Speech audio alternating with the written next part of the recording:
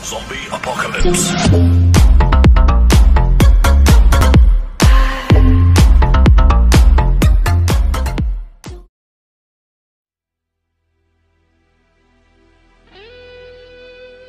Assalamualaikum warahmatullahi wabarakatuh. Semua salam sejahtera, salam satu Malaysia, Brunei, Singapura dan Indonesia. Okey, kali ini kita buat video tentang supply and demand. Supply and demand iaitu penawaran dan permintaan, sesuatu yang sangat-sangat penting di dalam trading mana-mana market lah. Market tu bukan bermaksud saja forex, tetapi terlibat juga dengan saham ataupun oil ataupun whatever, even semua yang you pergi pasar sekalipun. Kalau you beli ikan ataupun beli ayam ataupun beli daging, you akan terlibat dengan penawaran dan permintaan. Maksudnya berapa harga you nak beli. Let's suppose katakan ikan kembung sekilo RM7 kan.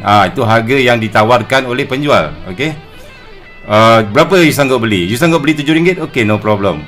Ada setengah orang dia akan yang bijak, pembeli yang bijak, dia akan cuba tawar, dia akan beli pada harga rendah. Dia tawar lagi, minta harga RM6.5 ataupun RM6.8 ataupun RM6. Let's suppose dia minta RM6 RM6. So and then penjual pula dia takkan senang-senang bagi harga murah kepada pembeli sebab dia nak untung, right? Dia nak untung. So dia akan tawarkan, bolehlah discuss nego-nego sikit daripada RM7 mungkin boleh turun kepada RM6.8. Biasanya dia akan pergi kat tengah-tengah ataupun maybe RM6.70 sekilo. Okay, so benda itulah yang berlaku di dalam market. Any market, semua market, even forex sekali, pembeli dan penjual. Okey, pembeli dan penjual. So dalam chart MT4 ni, kalau you buka MT4 ni yang saya dah lukiskan apa semua, ini adalah hasil daripada penawaran dan permintaan yang dilakukan oleh pembeli dan penjual. Ada macam contohnya GBP AUD, ada orang nak beli AUD, ada orang nak beli GBP, ada depend pada pair tersebut. Macam gold, ada orang nak sell gold, ada orang nak buy USD, ada something like that. Okey, so benda ni penting. Supply and demand ni lebih kepada pemahaman. You kena faham. Nanti kita akan belajar video seterusnya macam mana benda ni you nak fahamkan supply and demand. Ianya bukan setakat tengok chart saja. Apa yang you tengok dekat chart MT4 tu adalah sesuatu yang telah berlaku. Maksudnya benda dah jalan. Ataupun candlestick yang you tengok ni adalah mewakili sesuatu urus niaga yang kita tak nampak di belakangnya. Okey, kita akan belajar lah bab-bab ni. Okey, so untuk belajar supply and demand, the most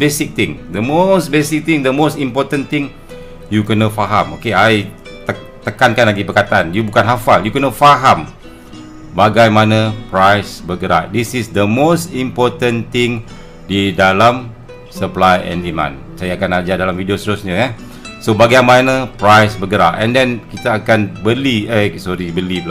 kita akan mengkaji ataupun jual beli di dalam pasaran. Whatever pasaran tu maksudnya maybe pair Euro USD, maybe pair GBP USD. Bagaimana benda lah ni berlaku, jual beli di dalam pasaran. And then balance and imbalance. Ini the most basic thing di dalam supply and demand. Apa itu balance atau apa itu imbalance? Apa jadi apabila price imbalance, dia tak seimbang apabila permintaan lebih tinggi daripada penawaran ataupun apabila penawaran lebih tinggi daripada permintaan. And then kita akan belajar order. Macam mana you nak jual beli di dalam pasaran. You letak market order, you letak pending order, you letak stop loss, you letak TP. Itu semua adalah di dalam bahagian pending order. Nanti kita akan belajar lah. And then saya akan tunjukkan si trader. Okay, kalau secara ringkasnya saya buka MT4 kat sini. Okay, MT4 and then saya buka lah whatever pair lah. Katakan USD CHF. Saya buat template baru. Apa yang you tengok dekat sini, USD CHF, candlestick yang kita tengok, yang kita ni adalah the best indicator yang ada dekat dunia. Sebab benda ni tak berubah-ubah. Let's suppose katakanlah kita dah belajar support resistance kan. Katakanlah kita ada satu resistance dekat sini. Okay, kita ada satu resistance dekat sini.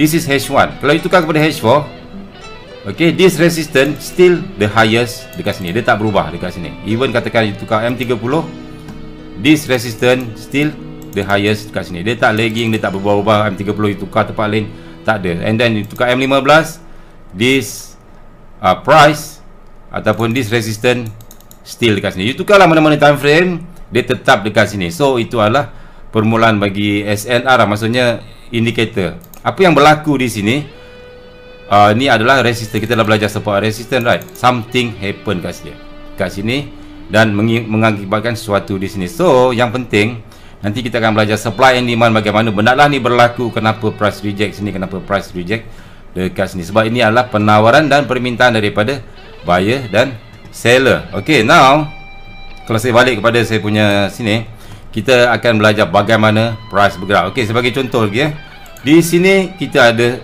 S&D. Kalau you tengok sebenarnya ini adalah tier 3 tau bang. Katakan let's suppose saya nak tengok depth of market. Depth of market ini adalah tier 2. Kita akan belajar nanti tier 2 bagaimana price bergerak. Okay, and then kalau you boleh tengok C trader, ini adalah contoh C trader.